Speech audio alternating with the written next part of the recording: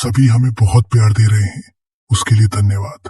आप में से बहुत से सब्सक्राइबर ने हमारी स्टोरी में अपना नाम ऐड करने की रिक्वेस्ट की थी। उनके नाम आज की स्टोरी में ऐड किए गए हैं। अगर आप अपना नाम हमारी स्टोरी में चाहते हैं तो आप हमारे चैनल को सब्सक्राइब करके अपना नाम कमेंट कर सकते हैं। शुरू करते हैं आज की स्टोरी।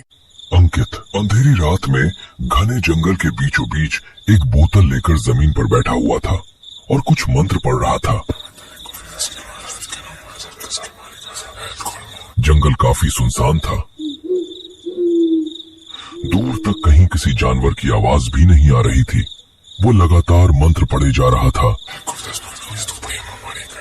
और अचानक से बोतल हिलने लगी। मैं अब अमीर हो जाऊंगा, बस आखिरी मंत्र बोलने की देर है। अंकित ने तलवार निकाली और अपनी हथेली पर रखी। तभी पीछे से कोई आया। अंकित मंत्र पढ़ने में बिजी था, इसलिए वह ध्यान नहीं दे पाया कि उसके पीछे कोई आ रहा है। वो आदमी तेज कदमों से अंकित की तरफ बढ़ा और उसने अंकित की पीठ में पूरी तलवार घुसेड़ दी।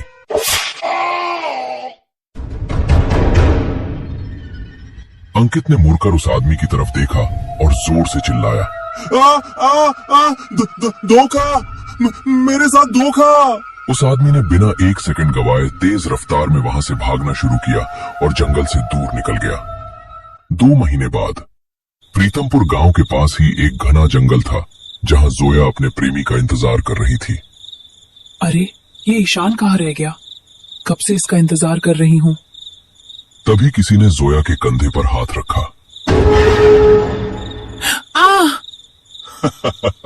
अरे क्या जोया, तुम भी? इस पूरे जंगल में मेरे सिवा और कौन तुमसे मिलने आएगा? क्यों घबराती रहती हो? ईशान, ये जंगल अपने आप में ही कितना डरावना है और ऊपर से तुम्हें मस्ती सूझ रही है। ये तुम्हारा ही आइडिया था ना ऐसी सुनसान जगह पर मिलने का, वरना भला कौन आएगा ऐसे जंगल में? जोया और ईशान दोनों प्यार भरी बातें करने में लगे हुए थे। तभी अचानक पेड़ के पीछे से एक काला साया निकला। ईशान, क्या तुमने वो देखा? यहाँ कोई था। अरे क्या जोया, तुम डरती बहुत हो। तुम्हारे और मेरे सिवा यहाँ कोई नहीं है। तभी अचानक ईशान के पीछे से एक काला साया निकला जो देखने में बेहद भयानक था। जोया उसे देखकर चीखने लगी। उसने शेर की तरह गुर्राना शुरू किया और एक ही झटके में ईशान की छाती में अपने लंबे नाखून घुसेड़ दिए। जोया डर के मारे चीख पड़ी और वहां से अपनी जान बचाकर अपने गांव की तरफ भागी। अगले दिन ईशान के मारे जाने की खबर पूरे गांव में फैल गई। जोया की बातों पर किसी को विश्वास नहीं हो रहा था, लेकिन ईशान की लाश देखकर ऐसा लग रहा था मानो उसके शरीर में खून का एक कतरा भी नहीं बचा हो। लगता है किसी बड़े जंगली जानवर ने उसे अपना शिकार बनाया है। लेकिन सरपंच जी, कोई जानवर भला इंसान का पूरा खून कैसे चूस सकता है? आप उसके शरीर को देखिए, ऐसा लग रहा है मानो पूरा का पूरा खून किसी ने निकाल लिया हो। बात तुम सही कह रहे हो। इससे पहले ऐसी घटना कभी सुनने में नहीं आई, लेकिन ये किसी भूत प्रेत का काम भी नहीं लगता। हम जोया की बात पर विश्वास नहीं कर सकते। तभी वहां एक आदमी आया जिसने पूरे काले कपड़े पहने हुए थे। ये किसी जानवर का काम नहीं है सरपंच, ये एक जानलेवा आत्मा है जो भटकते भटकते तुम्हारे गांव तक पहुंची है। अब वो तुम्हारे पूरे गांव का सर्वनाश करना चाहती है। मैं उसे रोक सकता हूँ, मगर उसके लिए सभी गांव वालों को मेरा हुक्म मानना होगा। बकवास बंद करो। तुम जैसे ढोंगी पहले भी कई बार हमारे गांव में आ चुके हैं। थोड़े से पैसों की लालच में तुम यहाँ नाटक करके हम लोगों से पैसे ऐंठना चाहते हो। चले जाओ यहाँ से, वरना ठीक नहीं होगा। पछताओगे सरपंच। आज सिर्फ एक मौत हुई है, कल 4 लोगों की मौत होगी, तब मेरे पास आओगे और आगे जितनी भी मौतें होंगी उन सब के जिम्मेदार तुम होगे। ऐसा बोलकर वो आदमी वहां से चला गया। पंचायत बिठाई गई और लोगों ने घबराहट में सरपंच को तांत्रिक बुलाने की सलाह दी। तुम लोग भी अंधविश्वास में डूब चुके हो।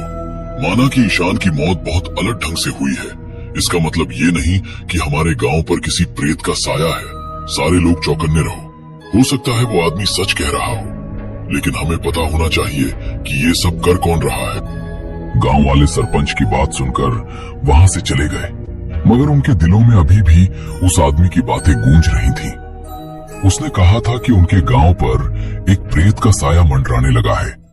अगली सुबह गांव के पास 4 लाशें और मिली। उन लोगों के शरीर में भी खून का एक कतरा नहीं बचा था। गांव वालों ने जब उन लाशों को देखा तो उनकी सिट्टी पिट्टी गुम हो गई। सभी सरपंच के पास पहुंचे और उस आदमी को ढूंढने की सलाह देने लगे। वो आदमी उन्हें जंगल के पास ही मिला। जैसा तुमने कहा था ठीक वैसा ही हुआ। आज 4 लोगों की मौत हो गई, लेकिन मैं जानना चाहता हूं कि ये सब कौन कर रहा है और क्या तुम हमें इससे बचा सकते हो? हाँ, मैं तुम सबको इस प्रेत से बचा सकता हूँ, लेकिन उसके लिए तुम लोगों को मेरी बात माननी होगी। हम सब तुम्हारी बात मानने के लिए तैयार हैं, लेकिन उससे पहले तुम्हें बताना होगा कि तुम कौन हो और इस प्रेत के बारे में कैसे जानते हो। मेरा नाम मनप्रीत है, मैं एक तांत्रिक हूँ। तुम्हारे गांव पर जो प्रेत मंडरा रहा है वो तुम्हारे पूरे गांव को खत्म कर देगा। भटकती आत्मा को आसानी से काबू में नहीं किया जा सकता, लेकिन अगर तुम लोगों ने मेरी बात मानी तो सारे गांव वालों को मरना नहीं पड़ेगा। ये प्रेत यहाँ आया कैसे और तुम ये सब कैसे जानते हो? वो बहुत लंबी कहानी है, उसके बारे में फिर कभी बताऊंगा। अगर तुम लोग उस प्रेत से छुटकारा चाहते हो तो हर गांव वाला मुझे एक सोने का सिक्का देगा, तभी मैं गांव वालों की जान बचा सकता हूँ। और हाँ, जैसा कि मैंने कहा, ये प्रेत बहुत ताकतवर है, इसलिए हर महीने की 13 तारीख को एक गांव वाले की मौत जरूर होगी। वो मेरे बस में नहीं है। गांव वालों के पास कोई और चारा नहीं था, इसलिए उन्होंने मनप्रीत की बात मान ली। और सच में अगले महीने की 13 तारीख तक गांव में कोई भी खून नहीं हुआ। लेकिन 13 तारीख को एक आदमी की लाश उसी कुएं के पास मिली। हालांकि मनप्रीत पहले ही सबको बता चुका था कि उस ताकतवर प्रेत को महीने में एक बार शिकार पर जाना ही पड़ता है। सुनील अपने घर में अपने दोस्तों के साथ बैठकर जुआ खेल रहा था। अंकुश भाई यार, कैसी डर डर के जिंदगी कट रही है। पता नहीं कहां से ये प्रेत आ गया जो हर महीने की 13 तारीख को किसी न किसी गांव वाले को मार डालता है। सही कह रहे हो सुनील भाई, इसलिए तो गांव वालों ने रात में बाहर निकलना ही बंद कर दिया है। आज वैसे तारीख कितनी है? आज तो 8 तारीख है। अभी हम सब मजे से 4 दिन और बेफिक्र होकर अपना काम कर सकते हैं, लेकिन मुझे शक है कि ये सब काम वही तांत्रिक करवा रहा है। पैसों की लालच में वो हम गांव वालों को मरवा रहा है। तुम सही कह रहे हो, मुझे भी लगता है ये साला खुद कोई प्रेत लेकर आया और पैसे के लिए उसे गांव वालों को मरने के लिए छोड़ देता है। अगर मुझे मौका मिल जाए तो मैं उस तांत्रिक की सच्चाई सबके सामने रख दूं। अरे हटाओ यार, खाओ पियो मौज करो। पिछली चोरी में इतना माल मिला है कि आराम से 5 से 6 महीने ऐश से कट सकते हैं।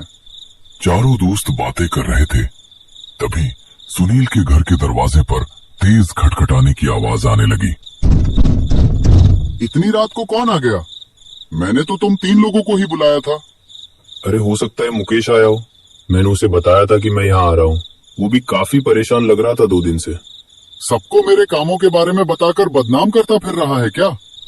उसे बताया था क्या कि मैंने चोरी में अच्छा खासा माल लूटा था? साले को 1 रुपया नहीं दूंगा। सुनील ने दरवाजा खोला, मगर वहां कोई नहीं था। तभी अचानक एक साया दीवार के आर पार आ गया और शेर की तरह गुर्राने लगा। अरे बाप रे, लगता है ये वही प्रेत है जिसके बारे में वो तांत्रिक बता रहा था। इससे पहले कि सुनील, अंकुश और उसके बाकी दोस्त वहां से भाग पाते, उसने एक ही झटके में उन सब के सर धड़ से अलग कर दिए और फिर गुर्राते हुए गायब हो गया। अगली सुबह 4 लाशें देखकर गांव वालों के गुस्से का ठिकाना नहीं रहा।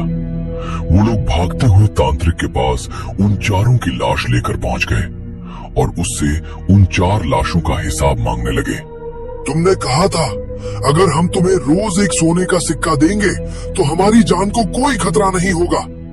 13 तारीख से पहले एक साथ 4 लोगों की मौत कैसे हो गई? जवाब दो इसका। मनप्रीत को कुछ भी समझ में नहीं आ रहा था। ये नामुमकिन है, इन लोगों को उस प्रेत ने नहीं मारा। मेरे ख्याल से इन्हें किसी और चीज ने मारा है। हमें तुम्हारी बकवास नहीं चाहिए। तुमने हमसे पैसे लिए थे हमारी जान की हिफाजत के लिए। अगर तुम हमारी रक्षा नहीं कर सकते तो हमारे पैसे लौटाओ और यहाँ से चले जाओ। अगर मैं यहाँ से चला गया तो 4 दिन में ही पूरा गांव खत्म हो जाएगा।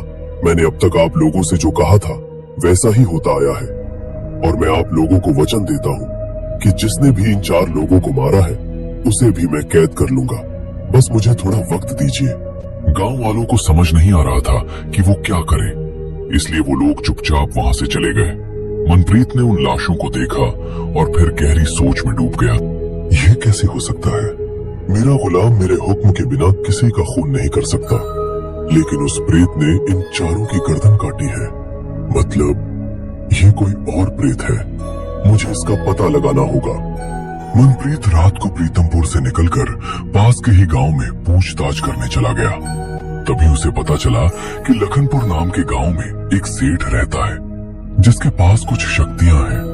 वो भी उसकी तरह 2 महीने पहले ही लखनपुर में आया था और लोगों की समस्याएं सुलझाने लगा था। मनप्रीत को लगा हो न हो यही दूसरे प्रेत का मालिक होगा। मनप्रीत लखनपुर की ओर बढ़ गया। उसने देखा एक बहुत आलीशान घर के सामने भीड़ लगी हुई थी। वो भी भीड़ के साथ खड़ा हो गया। अजय, मुझे पहचाना नहीं? अजय ने जैसे ही मनप्रीत को देखा वो हक्का बक्का रह गया। उसने बाकी लोगों से कहा, भाई लोगों, मेरी आज तबीयत कुछ ठीक नहीं लग रही। मुझे लगता है आप लोगों को अब यहाँ से जाना चाहिए। मैं कल आप लोगों की समस्याएं सुनूंगा। सभी लोग वहां से चले गए। अब कमरे में सिर्फ अजय और मनप्रीत बचे हुए थे। ये सब क्या लगा रखा है अजय?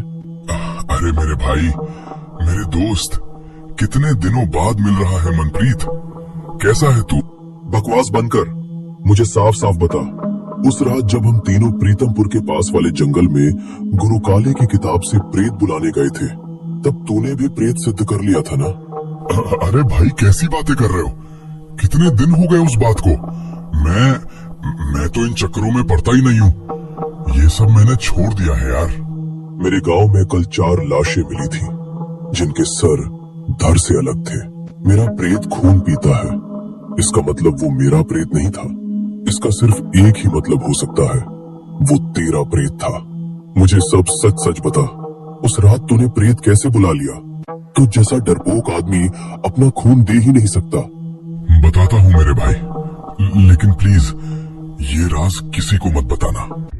प्रीतमपुर से सटे जंगल में एक बात मशहूर थी कि वहाँ कई प्रकार के तंत्र मंत्र किए जाते थे, लेकिन लोगों को तांत्रिकों से बहुत डर लगता था। इसलिए जंगल में सभी तांत्रिकों का आना मना कर दिया गया था।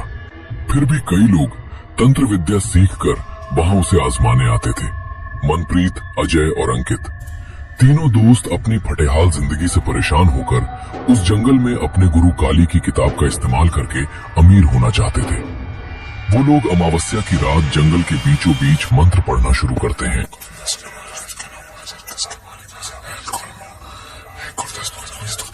मंत्रों के पढ़ने से उन तीनों के सामने एक किताब प्रकट होती है। किताब को देखते ही अंकित उसे पकड़ लेता है। पहले मुझे किताब पढ़नी है। औकात में रहकर बात किया कर मनप्रीत।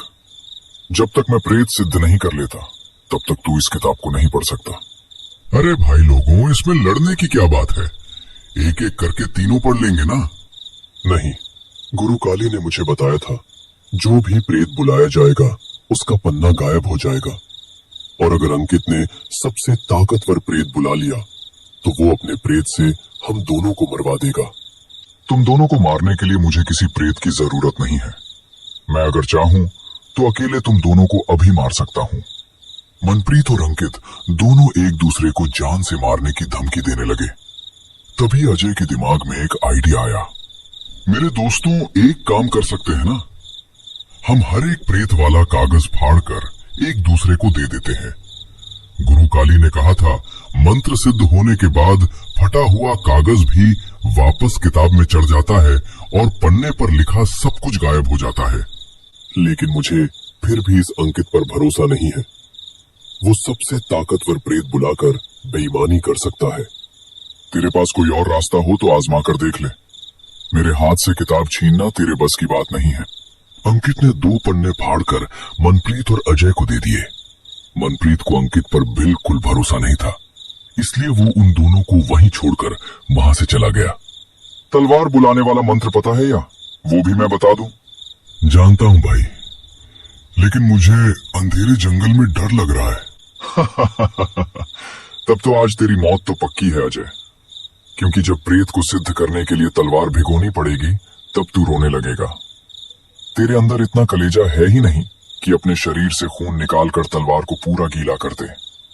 और अगर तूने मुझसे पहले प्रेत सिद्ध नहीं किया तो मैं उस प्रेत का इस्तेमाल सबसे पहले तेरे ऊपर करूंगा। क्यों इतना भयानक मजाक करते हो अंकित? हम दोनों दोस्त हैं यार। अंकित बिना कुछ बोले सिद्धि प्राप्त करने में लग गया।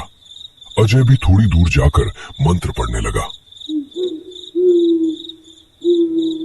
अजय के दिल में डर बैठ चुका था कि अगर अंकित ने पहले प्रेत सिद्ध कर लिया तो वो उसे जिंदा नहीं छोड़ेगा।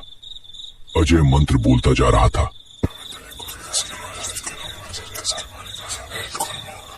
तभी उसके सामने रखी बोतल हिलने लगी। जय हो मेरे गुरुदेव काली की। बोतल हिलने लगी, मतलब बस अब आखिरी मंत्र पढ़ना है, लेकिन मैं तलवार से खुद का खून कैसे निकालूं? मुझे डर लग रहा है, लेकिन इस सिद्धि में ये कहीं नहीं लिखा कि मुझे खुद का खून देना है। सिर्फ इंसानी खून देने की बात लिखी है। मतलब मैं इस अंकित का खून भी दे सकता हूं। इससे मेरे दोनों काम सफल हो जाएंगे। हाँ, यही करना ठीक होगा। अजय ने देखा कि अंकित के सामने रखी बोतल भी हिलने लगी थी। वो तलवार लेकर दौड़ता हुआ अंकित के पास गया और उसने उसकी पीठ में तलवार घुसेड़ दी। अंकित जोर से चीखने लगा। अजय भागते हुए आया और उस खून से सनी तलवार को बोतल के ऊपर रख दिया। जैसे ही तलवार बोतल पर रखी गई, उसमें से एक भयानक प्रेत निकला जो शेर की तरह गुर्रा रहा था। मतलब तूने अंकित को मार डाला था? उसने मुझे जान से मारने की धमकी दी थी। अगर मैं उसे नहीं मारता तो वो मुझे मार देता। तूने बहुत अच्छा किया। वो अगर बच जाता तो हम में से कोई नहीं बच सकता है। चल, अब ये बता, तू पैसे कैसे कमाता है? मैं यहाँ लोगों की समस्याएं सुनता हूँ और उससे पैसे कमाता हूँ। प्रीतमपुर गांव के उन 4 लोगों को क्यों मरवाया? मेरी उनसे कोई जाति दुश्मनी नहीं थी। मेरे पास एक आदमी आया था। उसने कहा था कि जब वो एक बारात में उस गांव में गया था तो उन 4 लोगों ने उसका पैसा चुरा लिया था। उसने मुझे कुछ पैसे दिए थे, इसलिए मैंने उन लोगों को मरवा दिया। बुरा ना मानो तो क्या तुम बता सकते हो तुम पैसे कैसे कमाते हो? मैं तो लोगों से सीधा बोलता हूँ कि मैं तांत्रिक हूँ। मैंने अपने प्रेत को उन लोगों पर छोड़ दिया था और उनसे कहा, अगर मौत से बचना है तो मुझे पैसे दो। चलो अच्छा है तुम आ गए। आज मेरा भाई भी एक प्रेत को सिद्ध करने वाला है। मैं आज रात जंगल में उसकी साधना देखने जाने वाला था। तुम चाहो तो मेरे साथ चल सकते हो। ठीक है, रात को मैं तुम्हारे साथ चलने के लिए तैयार हूँ। ये भैया भी पता नहीं कहाँ रह गए। मुझे अकेले यहाँ बहुत डर लग रहा है। तभी उसे महसूस हुआ जैसे उसके पीछे कोई खड़ा हो। उसने मुड़कर देखा तो एक भयानक काला साया उसके सामने खड़ा था। वो जोर जोर से गुर्रा रहा था। इससे पहले कि उमेश कुछ कर पाता, वो साया उसे निगल गया। थोड़ी देर बाद जब वहां अजय और मनप्रीत पहुंचे तो उन लोगों ने उमेश को आवाज लगाना शुरू किया। उमेश, उमेश, कहाँ हो तुम? लेकिन वो कहीं भी दिखाई नहीं दिया। पता नहीं उमेश भी कहाँ रह गया। मैंने उसे आज रात का ही समय दिया था। तेरा भाई है ना, तेरी ही तरह डरपोक होगा। तू इधर देख, मैं उधर देखता हूँ। किसी पेड़ के पीछे छुपा होगा। अजय और मनप्रीत उमेश को अलग अलग जगह पर ढूंढने लगे। तभी थोड़ी देर बाद अजय को एक पेड़ के पास खून दिखाई दिया। वो गौर से देखता है तो वहां उसे उमेश की घड़ी मिल जाती है। उमेश उसका रोना सुनकर मनप्रीत वहां आ जाता है। पागल हो गया है क्या? रो क्यों रहा है? आज अमावस की रात है, कोई ना कोई यहाँ जरूर तंत्र विद्या कर रहा होगा। तेरा रोना सुनकर वो लोग यहाँ आ जाएंगे। तूने मेरे भाई को मार डाला, मेरे भाई की घड़ी और उसका खून। मैं समझ गया हूँ, किसी प्रेत ने मारा, यानी कि तूने मारा है। पागल हो गया है क्या? मैं तो तेरे साथ ही था। मेरा प्रेत रक्त पिपासु है, वो खून पीता है, शरीर को कोई नुकसान नहीं पहुंचाता। कहीं तेरा प्रेत बेकाबू होकर तेरे भाई की जान तो नहीं ले गया? मेरा प्रेत मुंड भक्षी है, वो सिर्फ सर खाता है और बाकी शरीर को नुकसान नहीं पहुंचाता। लेकिन यहाँ तो पूरा का पूरा शरीर गायब है। एक काम कर, किताब में देखकर बता। अजय ने मंत्र पढ़ा और उसके सामने गुरु काली की किताब प्रकट हुई। उसने गायब पन्नों को देखना शुरू किया। तभी उसे कुछ याद आया। कालदाही प्रेत का पन्ना गायब है। तो हो सकता है किसी ने उसे सिद्ध किया हो और वो आदमी हमें यही मिल जाए।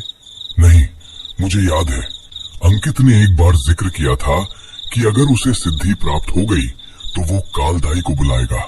इसका मतलब ये अंकित का प्रेत है।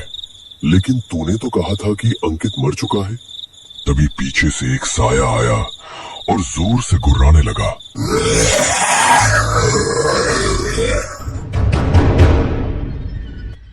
अंकित मर गया, लेकिन मरने से पहले उसने मंत्र पढ़कर मुझे सिद्ध कर लिया था। अब मैं तुम दोनों को मार डालूंगा। मनप्रीत और अजय दोनों घबराकर अपने अपने प्रेतों को बुला लेते हैं।